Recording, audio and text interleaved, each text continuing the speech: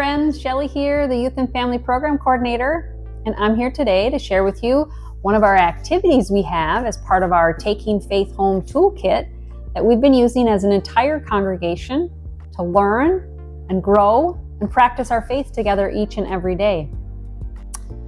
Just as a reminder before we get started on today's activity, I wanted to share the focus for this week. Just as a reminder again, is God calls us by name.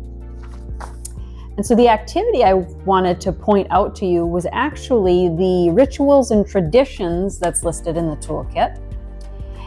And, earlier in this week, we talked about baptism and the baptism of Jesus by John.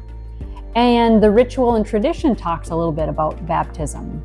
And one of the other things, that we kind of talked about too, or at least that they talked about in this ritual and tradition certainly more, is the idea of being named in baptism, as well as what do we do when somebody is baptized? What is it that we do? And so in this ritual and tradition, they talk about, thinking about how do we support people when they've been baptized? What are some of the things we do for each other? I know there's a lot of important words we say when we have a baptism.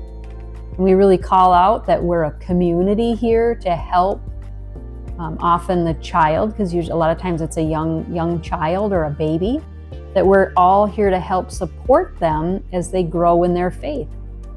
And so when we do things like this, hopefully we're helping each other grow in our faith, think about faith differently. So this is one way that we can certainly do that when we're together in Sunday school, when we're together in church, when we're together in fellowship. All of those different ways that we interact and connect with each other are ways we support each other in our baptism.